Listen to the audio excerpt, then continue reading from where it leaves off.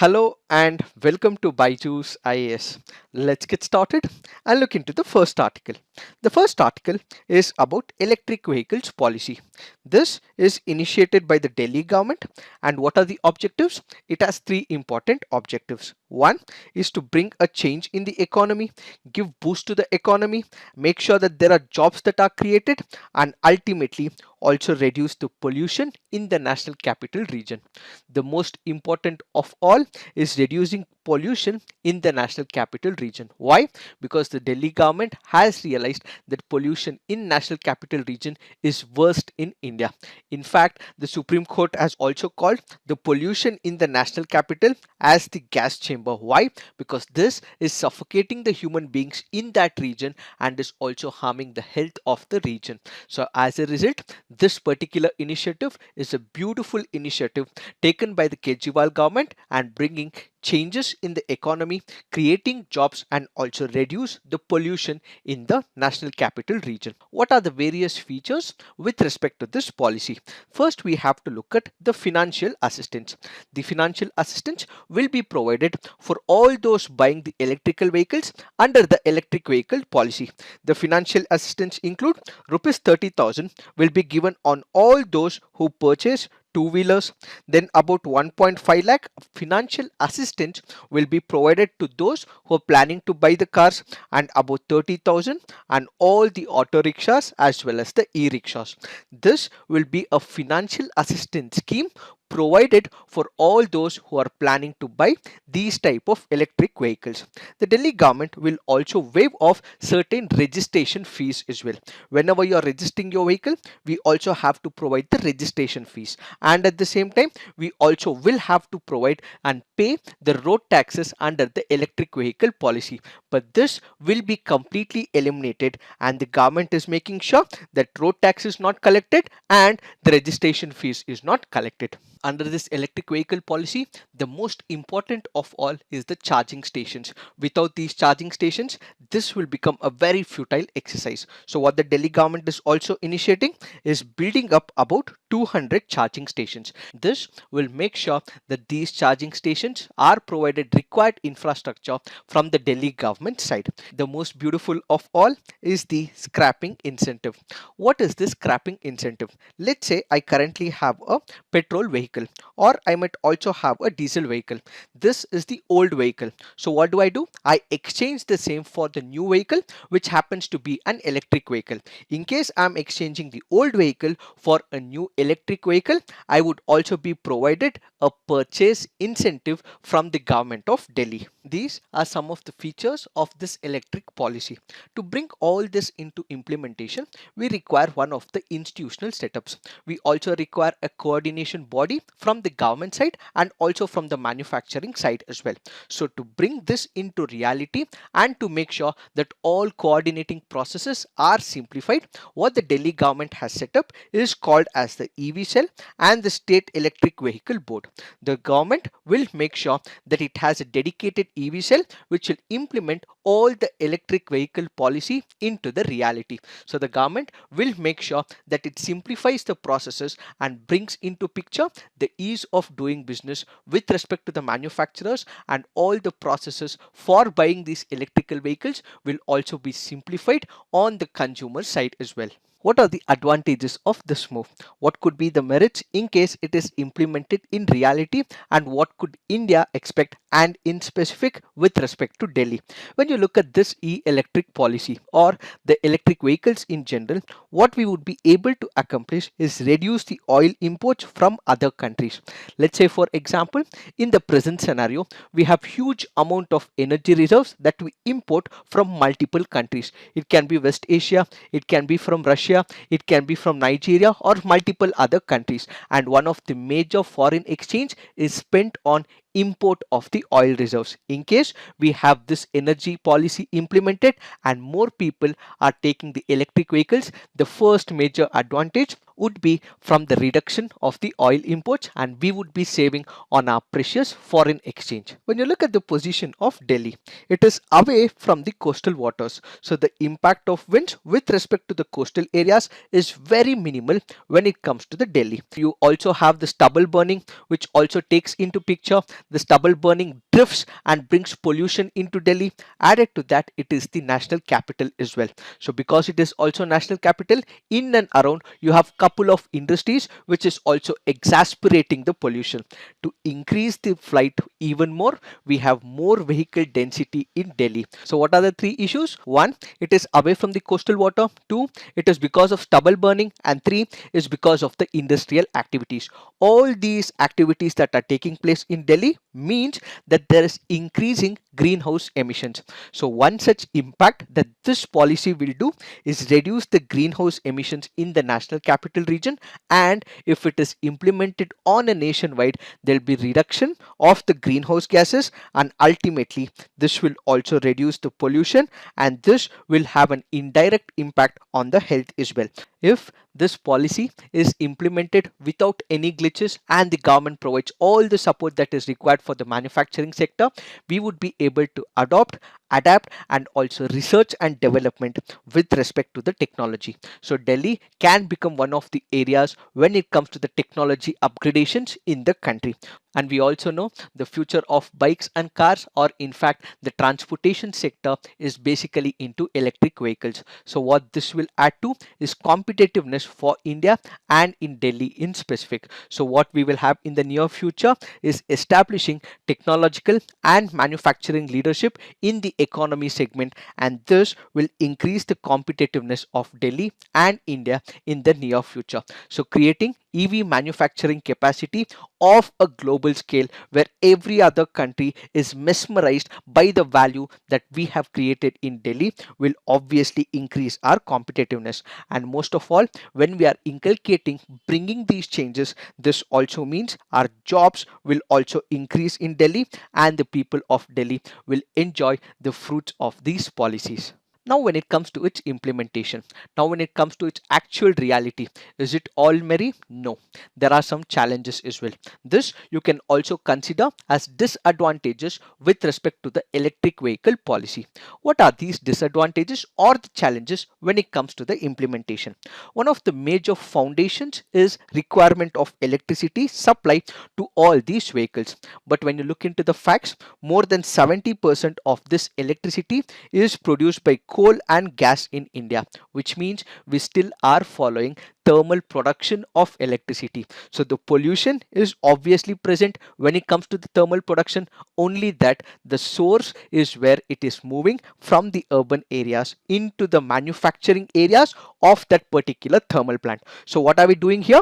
We are moving away this pollution from the city areas to a area where the thermal production is actually happening. Indirectly, the electricity that we are producing is through this coal, which means it is another source of pollution. So what we are doing is moving the pollution from the cities, from the urban areas to the rural areas indirectly. Why? Because 70% and more is still produced by the thermal power plants. Now let's look at other arguments.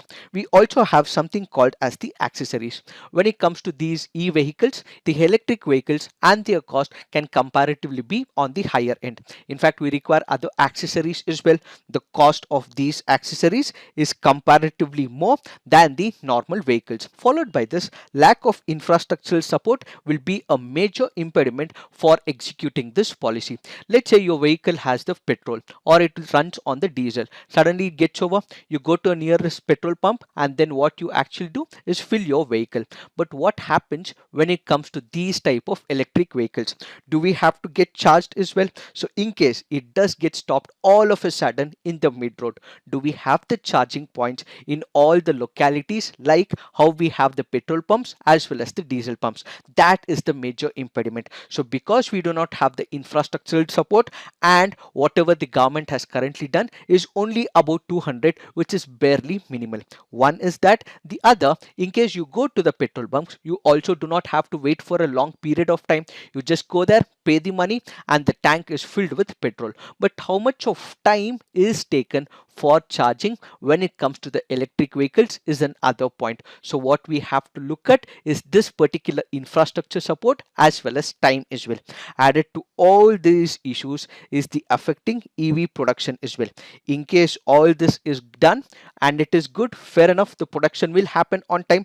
But if they are not able to implement these rules and regulations, ultimately this will harm the production as well. How it will harm the production? That is because there, when it comes to the petrol, we are importing petrol and other things. But when it comes to the electric vehicles, what we require is the lithium battery. India does not have much of lithium, so India will also have to import the lithium either from China, or it has to be from Australia, or from multiple other countries which currently has lithium as reserves in their country. Since India does not have it, India will again have to import lithium, and this could again impact the production as well. So what should the government do in the near future?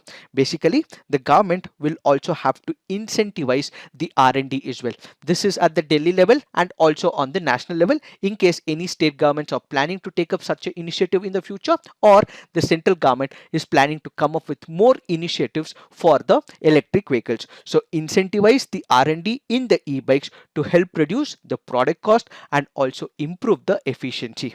As we now discussed, the most important of all is providing the infrastructure for the charging. The government will have to fix this with the manufacturers and also provide enough land for the same for providing the charging facilities. The government will also have to arrest air pollution from the other sources as well. We are speaking about the electric vehicles. Yes, it will reduce the pollution, but there are other sources as well. Let's take for example the construction dust or the road dust or thermal power generation, as we just discussed, diesel generators, traditional cooking fuels, stubble burning, open waste burning. All these are also other sources of pollution as well. Only electric vehicles infusement will not reduce the pollution. Other sources of pollution will also have to be checked by the government. So this is what the government will have to look into. This is what the government will have to come up with, and also come up with policies to make sure there is reduction of this pollution from other sources as well. And at the same time, the government will also have to provide top-notch public transport. When you look at important cities, let's say Mumbai, Delhi, or Bangalore, Chennai, Kolkata, what we require is the public transport. Why would people want to stand in long queues in the traffic if there is efficient system of public transport? So what the government will have to do is to make sure that there is increased public transport capability that it infuses, so that people don't take their private vehicles but instead go by the public transport. It is this that we have to understand with respect to this article. Now let's look into the next article. This article here is speaking about World Tribal Day.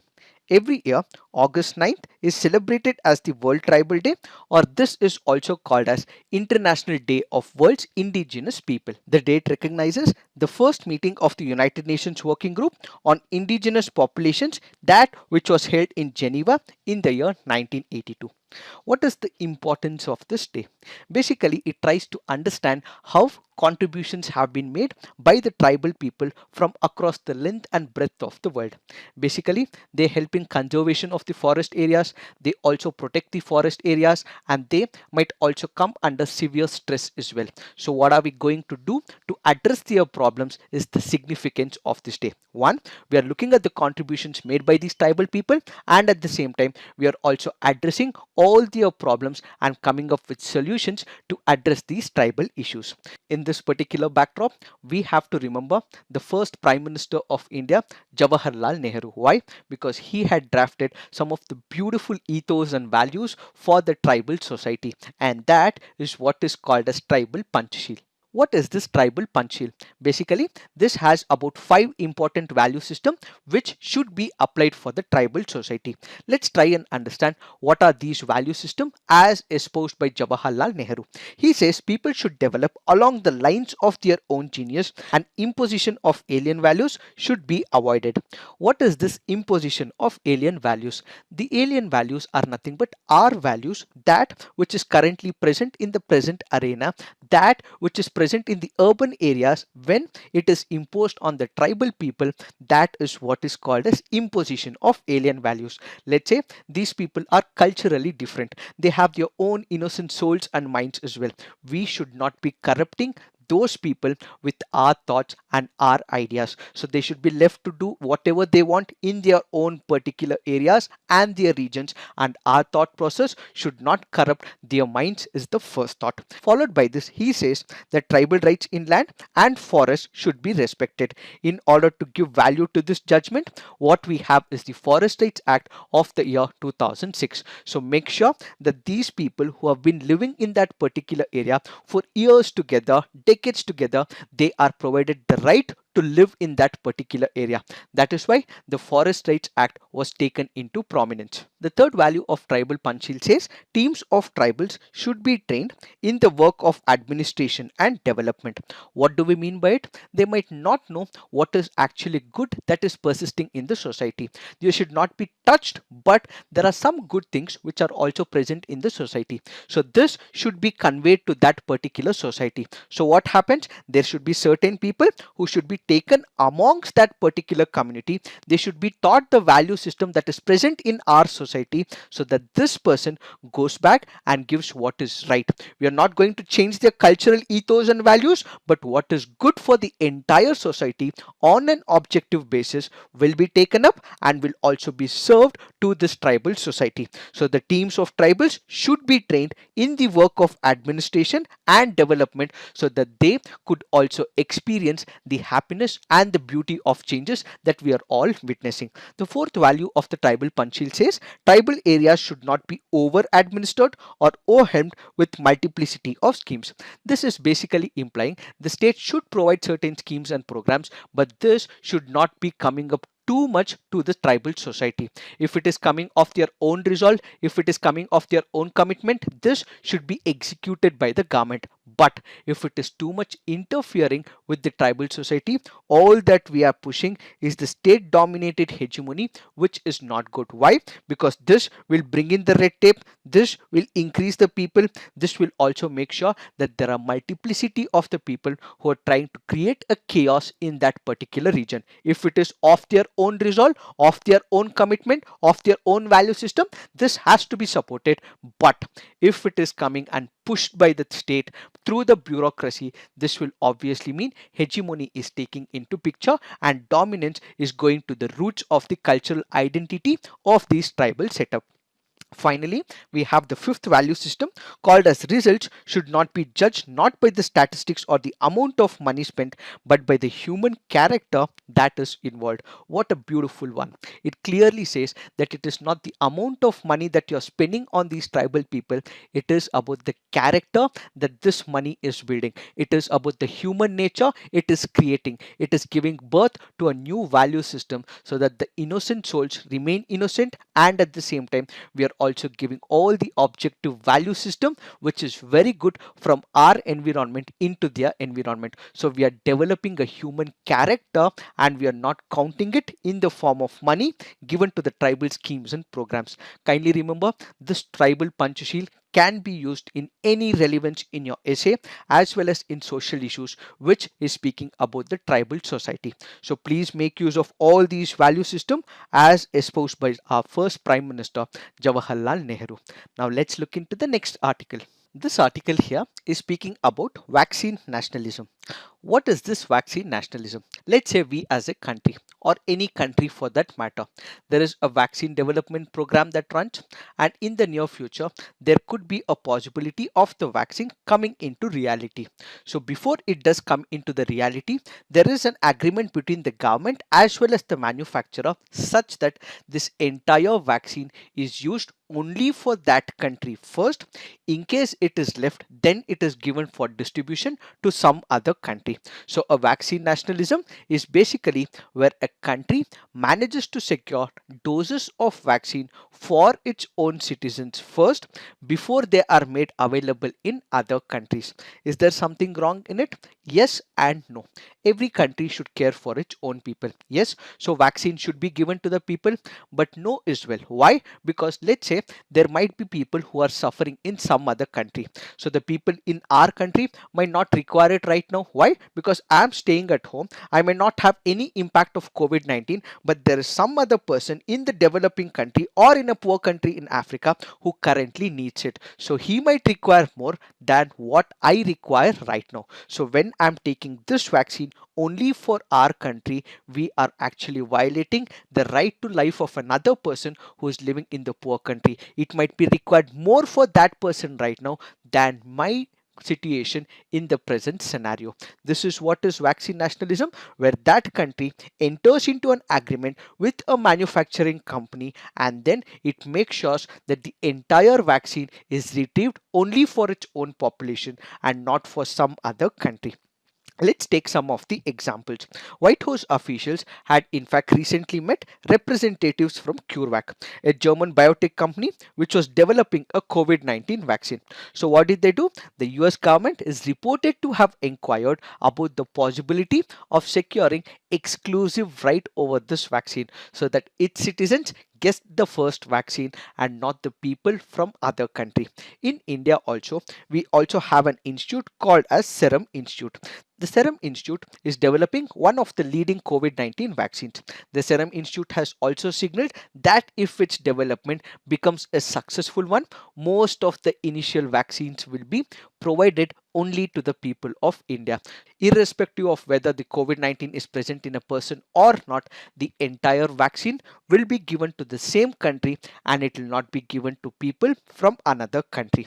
This is not the first time that is happening. Similar examples can be seen in the past as well. During the early stages of 2009, where there was H1N1 pandemic, some of the wealthiest countries entered into pre-purchase agreements with several pharmaceutical companies in and around the world.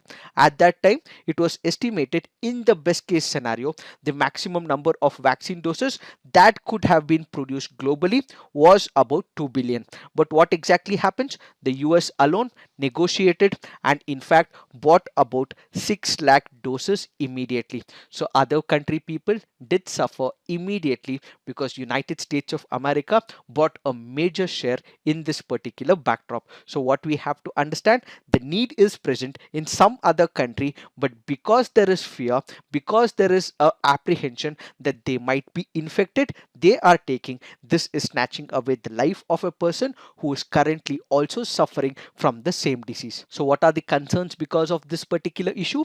The most immediate effect of vaccine nationalism is further disadvantageous countries will suffer. They would not be able to negotiate, they'll not be able to build the consensus with the richer country, and their people, like most of the African countries, are the major sufferers. Ultimately, the global south will not get the vital public health goods which is supposed to be given for all those people irrespective of whether they are rich or poor. Now let's look at it another angle as well.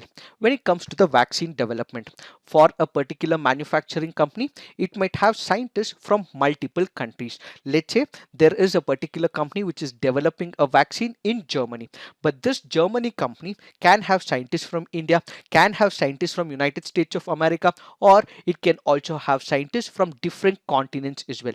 This means everyone has contributed their intelligence to the development of it. So how can one particular company or one particular country lay claim to this during the times of humanity is another important concern. Okay, let's assume that there is one particular country and its scientists are working immediately, and let's also assume that there is only one particular company which is completely into it, but COVID-19 has hit every nook and corner. Most of the people are also suffering because of it, and this COVID-19 is a borderless one. Once it starts somewhere, it also spreads into some other country where they have no particular idea about how it is spreading. So all these people who have currently been impacted is because someone else has traveled to their country or to their continent. So it also means they should also be given this particular vaccine as well.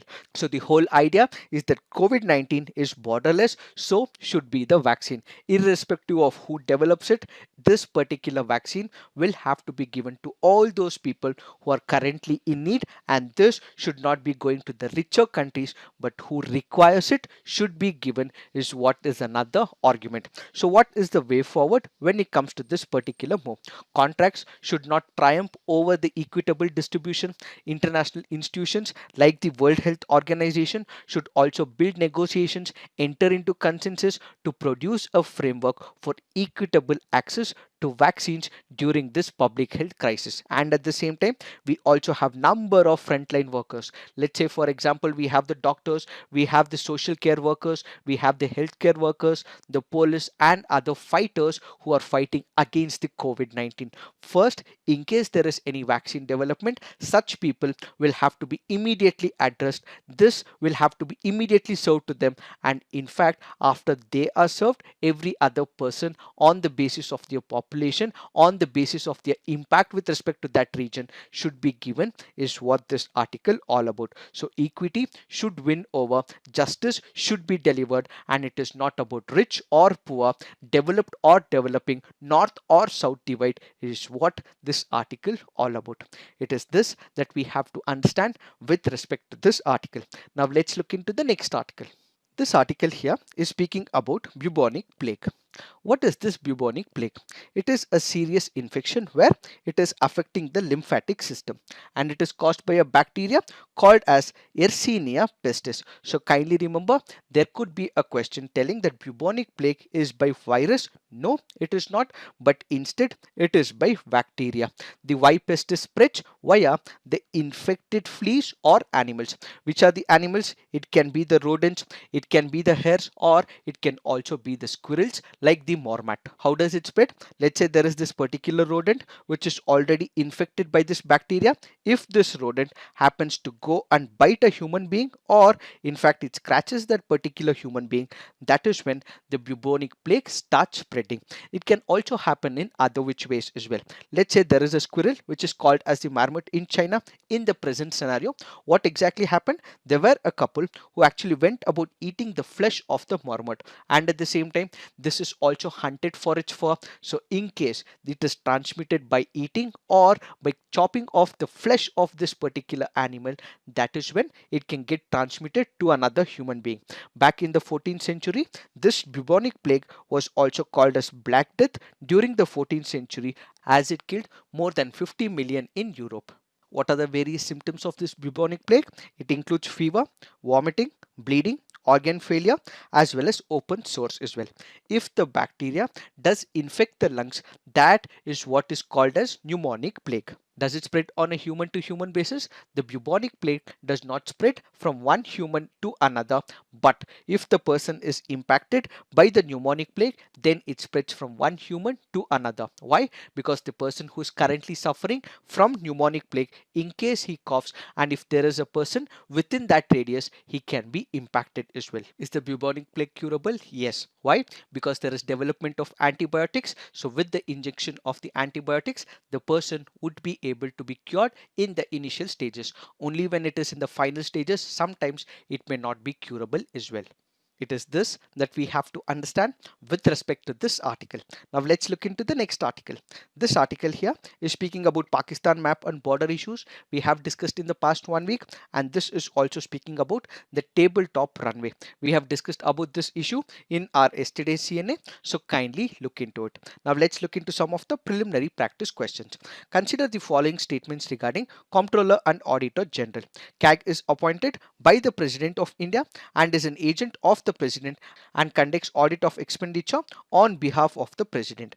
CAG submits 3 audit reports to the President: audit report on appropriation accounts, audit report on finance accounts, and audit report on public undertakings. Which of the above statements are incorrect? It is asking for the incorrect statement, so the answer to this is one only. Why? Let's look into the explanation. He is not delivering as an agent of the President, but instead the CAG is an agent of the Parliament and conducts conducts the audit of expenditure on behalf of the parliament and not on the behalf of the president. The CAG also submits 3 audit reports to the president, and after this the president lays these reports before the houses of the parliament. After this, the public accounts committee examines them and reports its findings to the parliament. Why have we taken this practice question? Because of the reference given under this article. Now let's look into the next practice question. Consider the following statements with respect to sun. Corona is much hotter than photosphere. The visible white light is emitted from the photosphere. Which of the above statements are correct? The answer to this is both. Why have we taken this practice question? Because of the reference given under this article. So kindly remember, this is the photosphere, this layer, and corona is the outer layer. This corona is comparatively on the higher temperature level than what we see in the photosphere. Now let's look into the next practice question. With reference to planet Mars, which of the following statements are correct? Mars has 2 moons, Phobos and Ganymede. It has lowest rotational velocity. Which of them are correct? The answer to this is none. Why? Because Mars has 2 moons, that is right, but it is not Ganymede. The Ganymede is the moon of the Jupiter, but instead it is Deimos. And Venus has the slowest rotational velocity, and it is not Mars. Why have we taken this practice question? Because of the reference given under this article. Now let's look into the next practice question. Which of the following statements is or correct with respect to the Netravati river? It has its origins at Bangrabalige Valley in Chikmagaluru district of Karnataka. It merges with Kumaradhara river at Uppinangadi before flowing to Bay of Bengal. Which of this is correct? The answer to this is one only. Why? It does not flow into Bay of Bengal, but instead it flows into the Arabian Sea. Why have we taken this practice question? Because of the reference given under this article. Kindly remember, Netravati flows into the Arabian Sea and it is not flowing into the Bay of Bengal. Now let's look into the next practice question. White Island volcanic eruption was witnessed in which country? Is it Indonesia, Japan, New Zealand or Philippines? The answer to this is New Zealand. Why have we taken this practice question? Because of the reference given under this article. So kindly remember, White Island is on the northern part of New Zealand and this was in news, so it could be a possible question in your UPSC preliminary examination. Now let's look into the next practice question. Project Loon, sometimes seen in news, is related to the wireless communication technology. This is a project of Google where they want to provide internet technology to the rural areas. Now let's look into the mains practice question. Are electric vehicles the panacea for the growing pollution levels in the country? Critically analyze. Vaccine nationalism is harmful for equitable access to vaccines. Elaborate. So please write all your answers on the comment section. Peer review, come up with your constructive criticism. So this is it for today. Thank you for watching. All the best.